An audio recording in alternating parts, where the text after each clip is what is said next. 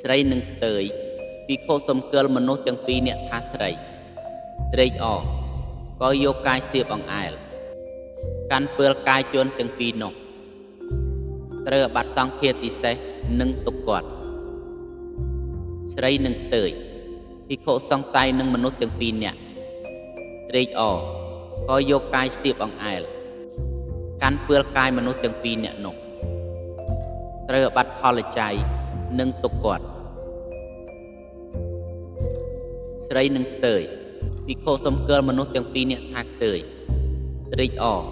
ក៏យកកាយស្ទាបអង្អែលកាន់ពើលកាយមនុស្សទាំងពីរនាក់នោះត្រូវអាបត្តិផលច័យពីរស្រីនឹងផ្ទើយភិក្ខុសំគាល់មនុស្សទាំងពីរនាក់ថាប្រុសត្រេកអរក៏យកកាយស្ទាបអង្អែលកាន់ពើលកាយមនុស្សទាំងពីរនាក់នោះត្រូវអាបត្តិផលច័យនិងទុក្ខគាត់ស្រីនឹងផ្ទើយភិក្ខុសំគាល់មនុស្សទាំងពីរនាក់ថាសត្វទេរឆានឈ្មោលត្រេកអរក៏យកកាយស្ទាបអង្អែលកាន់ពើលកាយមនុស្សទាំងពីរនាក់នោះត្រូវអាបត្តិផលច័យនិងទុក្ខគាត់ស្រីនឹងប្រុសភិក្ខុសំគាល់មនុស្សទាំងពីរនាក់ថាស្រីត្រេកអរក៏យកកាយស្ទាបអង្អែលកាន់ពើលកាយមនុស្សទាំងពីរនាក់នោះ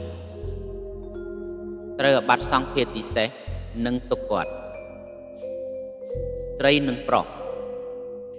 ភិក្ខុសង្ស័យមនុស្សទាំងពីរនាក់ត្រេកអរក៏យកកាយស្ទាបអង្អែលកាន់ពើលកាយមនុស្សទាំងពីរនាក់នោះត្រូវអាបត្តិផលច័យនិងទុក្ខគាត់ស្រីនឹងប្រុសភិក្ខុសំគាល់មនុស្សទាំងពីរនាក់ថាផ្ទើយត្រេកអរក៏យកកាយស្ទាបអង្អែលកាន់ពើលកាយមនុស្សទាំងពីរនាក់នោះត្រូវអាបត្តិផលច័យនិងទុក្ខគាត់ស្រីនឹងប្រុសភិក្ខុសំគាល់មនុស្សទាំងពីរនាក់ថាប្រុសត្រេកអរក៏យកកាយស្ទាបអង្អែលកាន់ពើលកាយមនុស្សទាំងពីរនាក់នោះត្រូវអាបត្តិផលច័យនិងទុក្ខគាត់ស្រីនឹងប្រុសភិក្ខុសំគាល់មនុស្សទាំងពីរនាក់ថាសត្វទេរឆានឈ្មោលត្រេកអរក៏យកកាយស្ទាបអង្អែលកាន់ពើលកាយមនុស្សទាំងពីរនាក់នោះត្រូវអាបត្តិផលច័យនិងទុក្ខគាត់ស្រីនឹងសត្វទេរឆានឈ្មោលភិក្ខុសំគាល់មនុស្សស្រីនិងសត្វទេរឆានទាំងពីរថាមនុស្សស្រីត្រេកអរក៏យកកាយស្ទាបអង្អែលកាន់ពើលកាយស្រីនិងទេរឆានទាំងពីរនោះត្រូវអាបត្តិសង្ឃាទិសេសនិងទុក្ខគាត់ស្រីនឹងទេរឆានឈ្មោលភិក្ខុសង្ស័យស្រីនិងទេរឆានទាំងពីរត្រេកអរក៏យកកាយស្ទាបអង្អែលកាន់ពើលកាយស្រីនិងទេរឆានទាំងពីរនោះត្រូវអាបត្តិផលច័យនិងទុក្ខគាត់ស្រីនិងសត្វទេរឆានឈ្មោលភិក្ខុសំគាល់ស្រីនិងសត្វទេរឆានឈ្មោលទាំងពីរថាផ្ទើយត្រេកអរក៏យកកាយស្ទាបអង្អែលកាន់ពើលកាយស្រីនិងទេរឆានទាំងពីរនោះត្រូវអាបត្តិផលច័យនិងទុក្ខគាត់ស្រីនិងសត្វទេរឆានឈ្មោល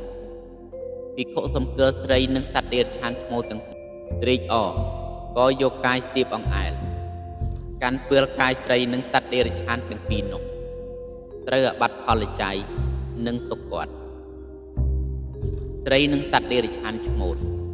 ភិក្ខុសំគាល់ស្រីនិងសត្វទេរឆានឈ្មោលទាំងពីរថាសត្វទេរឆានឈ្មោលត្រេកអរក៏យកកាយស្ទាបអង្អែលកាន់ពើលកាយស្រីនិងទេរឆានទាំងពីរនោះត្រូវអាបត្តិផលច័យនិងទុក្ខគាត់មនុស្សផ្ទើយនឹងប្រុសភិក្ខុសំគាល់មនុស្សទាំងពីរនាក់ថាផ្ទើយត្រេកអរក៏យកកាយស្ទាបអង្អែលកាន់ពើលកាយមនុស្សទាំងពីរនាក់នោះត្រូវអាបត្តិផលច័យនិងទុក្ខគាត់មនុស្សផ្ទើយនឹងប្រុសភិក្ខុសង្ស័យនឹងមនុស្សទាំងពីរនាក់ត្រូវអាបត្តិទុក្ខគាត់ពីរមនុស្សផ្ទើយនឹងប្រុសភិក្ខុសំគាល់មនុស្សផ្ទើយទាំងពីរនាក់ថាប្រុសមនុស្សផ្ទើយនឹងប្រុសភិក្ខុសំគាល់មនុស្សទាំងពីរនាក់ថាសត្វទេរឆានឈ្មោលមនុស្សផ្ទើយនឹងប្រុសភិក្ខុសំគាល់មនុស្សទាំងពីរនាក់ថាស្រី ត្រេកអរក៏យកកាយស្ទាបអង្អែលកាន់ពើលកាយមនុស្សទាំងពីរនាក់នោះត្រូវអាបត្តិទុកគាត់ពីរខ្ទើយនឹងសត្វដេរឆានឈ្មោលភិក្ខុសំកិលខ្ទើយនឹងសត្វដេរឆានទាំងពីរថាខ្ទើយត្រេកអរក៏យកកាយស្ទាបអង្អែលកាន់ពើលកាយខ្ទើយនឹងដេរឆានទាំងពីរនោះត្រូវអាបត្តិខលច័យនិងទុកគាត់ខ្ទើយនឹងសត្វដេរឆានឈ្មោលភិក្ខុសំកិលខ្ទើយនឹងសត្វដេរឆានទាំងពីរថាប្រុសខ្ទើយនឹងសត្វដេរឆានឈ្មោលភិក្ខុសំកិលខ្ទើយនឹងសត្វដេរឆានឈ្មោលទាំងពីរថាសត្វដេរឆានឈ្មោលខ្ទើយនឹងសត្វដេរឆានឈ្មោលភិក្ខុសំកិលខ្ទើយនឹងសត្វដេរឆានទាំងពីរថាស្រីត្រេកអរក៏យកកាយស្ទាបអង្អែលកាន់ពើលកាយខ្ទើយនឹងសត្វដេរឆានទាំងពីរនោះត្រូវអាបត្តិទុកគាត់ពីរមនុស្សប្រុសនឹងសត្វដេរឆានឈ្មោលភិក្ខុសំកិលប្រុសនឹងដេរឆានទាំងពីរថាប្រុសត្រេកអរក៏យកកាយស្ទាបអង្អែលកាន់ពើលកាយប្រុសនឹងសត្វដេរឆានទាំងពីរនោះត្រូវអាបត្តិទុកគាត់ពីរប្រុសនឹងសត្វដេរឆានឈ្មោលភិក្ខុសង្ស័យប្រុសនឹងសត្វដេរឆានឈ្មោលទាំងពីរប្រុសនឹងសត្វដេរឆានឈ្មោលភិក្ខុសំកិលប្រុសនឹងសត្វដេរឆានឈ្មោលទាំងពីរថាសត្វដេរឆានឈ្មោលប្រុសនឹងសត្វដេរឆានឈ្មោលភិក្ខុសំកិលប្រុសនឹងសត្វដេរឆានឈ្មោលទាំងពីរថាស្រីប្រុសនឹងសត្វដេរឆានឈ្មោលភិក្ខុសំកិលប្រុសនឹងសត្វដេរឆានឈ្មោលទាំងពីរថាខ្ទើយត្រេកអរក៏យកកាយស្ទាបអង្អែលកាន់ពើលកាយមនុស្សប្រុសនឹងសត្វដេរឆានទាំងពីរនោះត្រូវអាបត្តិទុកគាត់ពីរ